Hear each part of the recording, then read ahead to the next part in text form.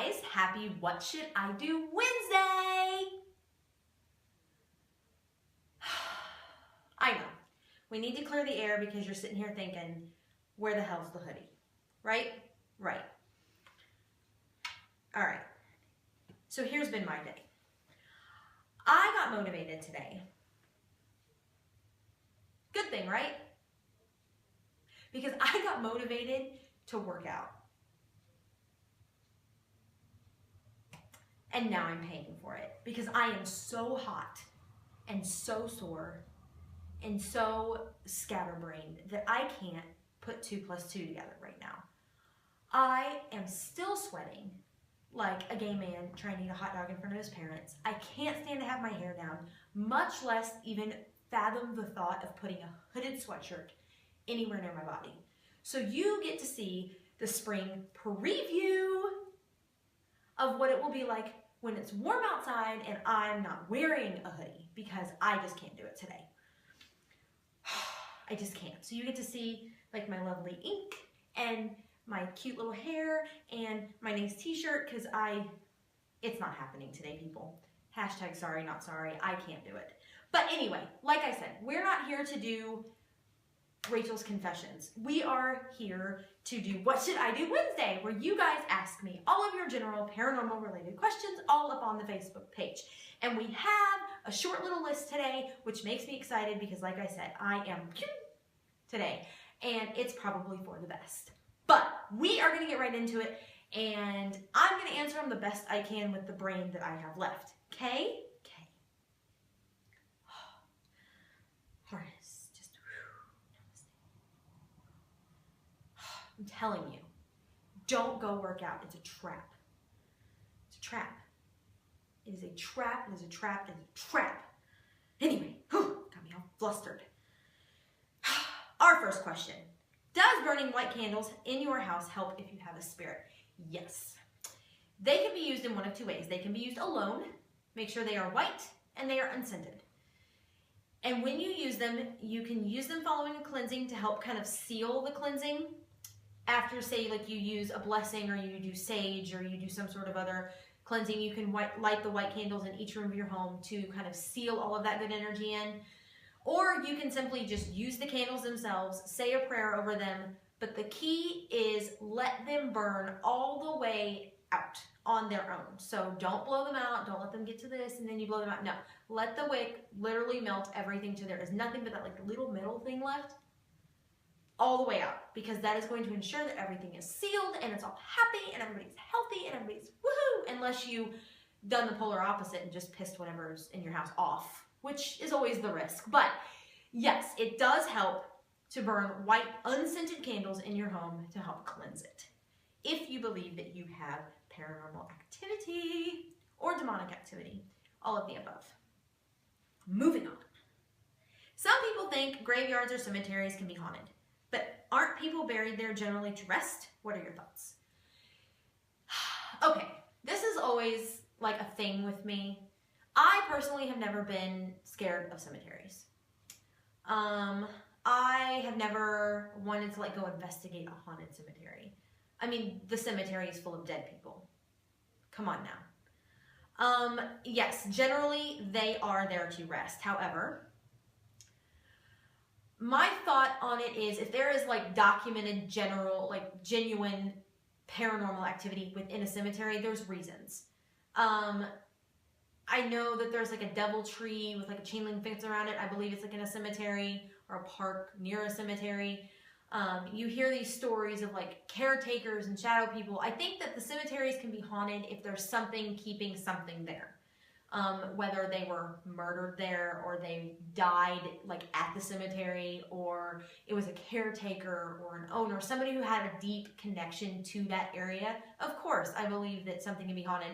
As always, if there's like Indian burial grounds, if the cemetery is on burial, you know, it's just, there's always that chance that there's something connected to the land that the cemetery sits on that would allow that to happen. Do I believe necessarily like the people who are buried there, who have like the proper burial, who have moved on, who have seen the light, who are happy on the other side of the fence, or the spiritual fence, I guess. Do I believe that they are haunting that? Probably not. It's generally probably somebody who has a connection to the area for one reason or another. But I personally am not like scared of that.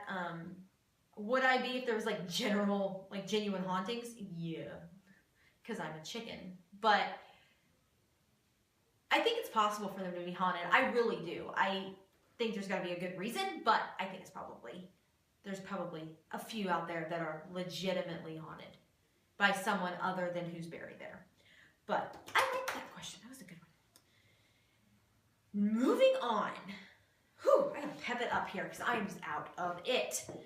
How do you know if something is attached to you or an object? Okay. I've kind of touched on this before, and going into it again, which I don't mind because we're getting new members every day, and the questions I did 6 weeks ago mean nothing to the ones who signed up yesterday or joined yesterday. So when it comes to an attachment with a human being,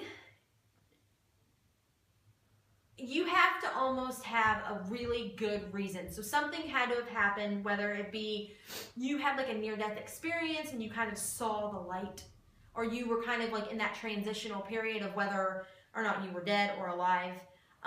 I know that I've done some research, like I've mentioned to you before, and I've done some research on things called hitchhikers, which basically means that you have had a near-death experience. You kind of go into that vortex of spiritual activity, and someone can kind of attach themselves to you for whatever reason, and you come back to life and you kind of bring that person with you, and now they're kind of here.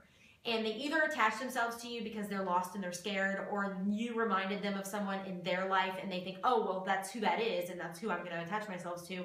And you'll bring them back unwillingly. And then you get to have the fun task of getting rid of them, unless you don't mind them being there, like chilling, hanging out with you. But as far as a person goes, you either have to invite something in, or you unwillingly bring something back to be attached to you. There's gotta be some reason. You have gotta be like good looking bait to for them to be all up in your cookies all the time.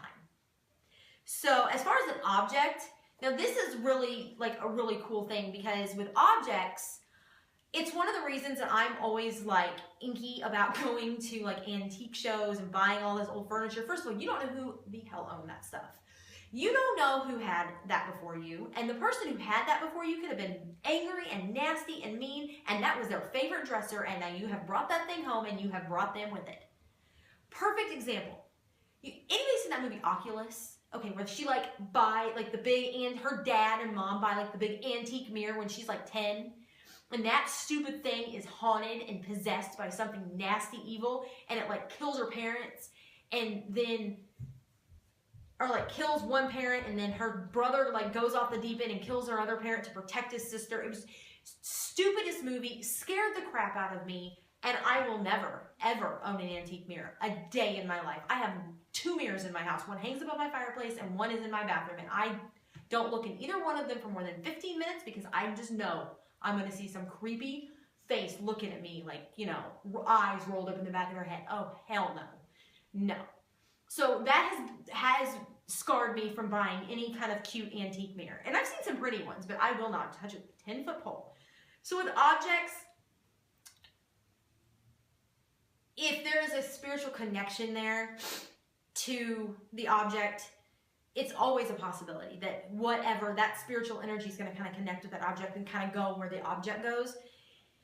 If you think that you have either one of these issues, you kind of got to think back whether or not, like, when did it start? When did the activity start? Did you bring something into your home and then the activity started? Or did something traumatic happen to you and then the activity started? You kind of got to pinpoint when things happen to you or to your family or to your environment to decide whether or not something really is attached to you.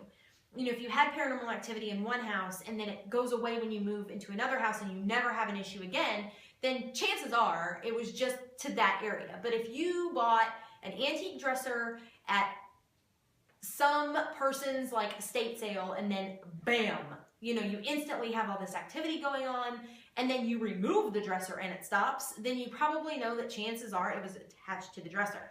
Or if you get in a car wreck and you see the light and they bring you back, and then all of a sudden you're having all this activity, you have entered a realm. They know you're there now. So they're using you as a chance to come back here and manifest for whatever their purpose is, whether it be to scare the living crapola out of you or to try to make a spiritual connection with you.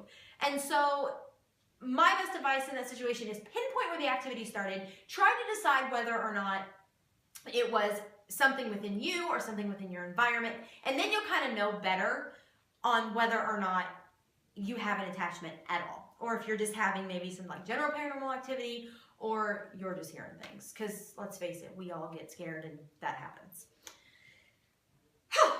I like that question too. That's a good one. Moving on. Lene, I love you. Just throwing that out there. I love this girl. Do you believe in vampires? Hell yes, I do. Are you kidding me now? Do I believe that like you can transform into like a bat and then like be like Dracula? No, probably not. But do I believe that it's something that people truly believe in and live by? Hell yes. There's like covens of these things, like in certain areas of the world where they, you know, it's like their way of preparing to die at some point. You know, that's like their spiritual way of preparing to move on. And so bring it on. Cut me some fangs. I will do it all day long. Do I get Robert Pattinson with it? I mean, come on. Like, if that is the life of a vampire, bring it on. He is gorgeous. You live forever. Why the hell not? Like, I would do it tomorrow. I would gladly be 28 forever because I refuse to turn 30. Okay? Okay. So, yeah, I'm sure that I will be in your lives when I turn 30 and we won't discuss it. You will say happy second annual 29th birthday because I will not turn 30. So if there is a serum out there or blood or whatever that's going to make me live forever, bring it on. I am hands down all about it. So yes, I do. I believe in all that stuff because if you haven't noticed already, I'm a little off. But it's okay because my true friends love me.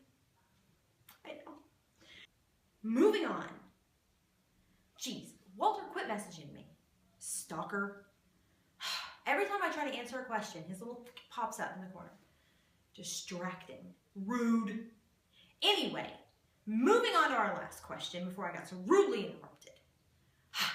Kidding.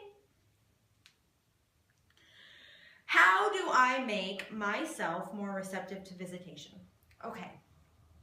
This question irks my chain for one reason.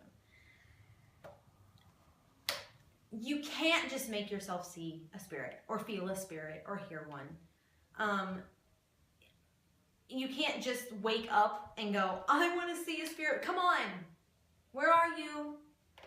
If that spirit has no connection to this earth anymore, then unless you go to like a medium or somebody who can like communicate with the dead,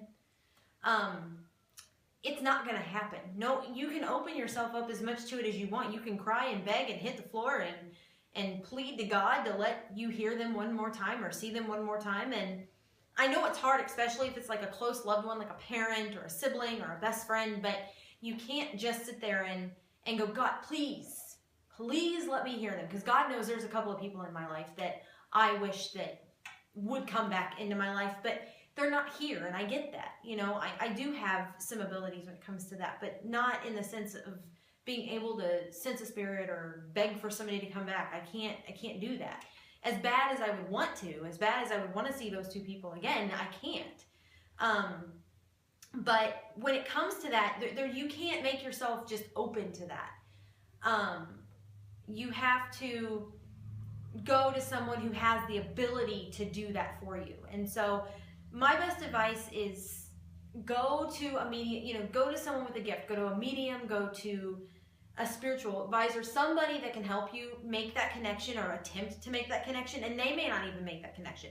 The person that they come in contact with may not be the person that you want to talk to, and that's something that you've got to understand, that it just may not be possible. They're just not here. They've moved on to the other side of the spiritual barrier. So I know it's hard. I know it sucks, but I think at the end of the day, you just got to come to some sort of like grips with the fact they're gone, and you can go through that spiritual connection to try to make a connection, but you can't make yourself just you can't just become like that magnet. Anybody is, so I'm not saying that you can't experience paranormal activity or you can't experience anything spiritual or paranormal, but you can't just make it happen. Like, you can't just wake up, hit the floor, and go, I'm going to talk to a ghost today. You can always investigate, of course. You can always, like, open yourself up in that avenue, but physically making yourself just more open, unless you already have a gift of some sort, it's just not going to happen, and you're going to need to use a channel to make that happen. So I know it's hard, I know it sucks, but it's reality. Anyway, that's all I have for What Should I Do Wednesday. And I will be back tomorrow.